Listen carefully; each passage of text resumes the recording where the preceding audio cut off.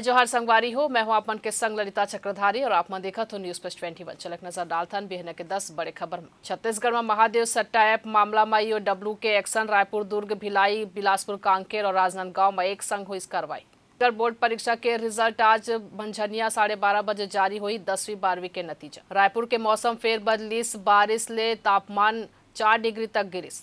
Air India Express 25 crew member ला बर्खास्त करिस, 200 वर्कर एक संग छुट्टी में गए रहिस। एयर इंडिया बोली संझा तक नहीं लौटिन ता सब ला निकाल देबो। बंगाल गवर्नर ऊपर यौन शोषण आरोप के मामला, सीवी बॉस बोलिन सीएम ममता पुलिस ला छोड़ के 100 लोगन ला दिखाहू सीसीटीवी फुटेज।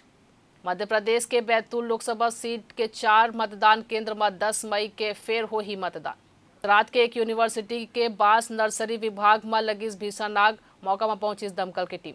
जम्मू कश्मीर के पुलवामा में झेलम नदी में नाव पलटी, 2 लोगन लापता, 7 लोगन के रेस्क्यू हुई। सीबीआई आरएमएल में करीन कार्रवाई, मरीज ले रिश्वत लेके आरोप में 2 डॉक्टर संग 9 अरेस्ट।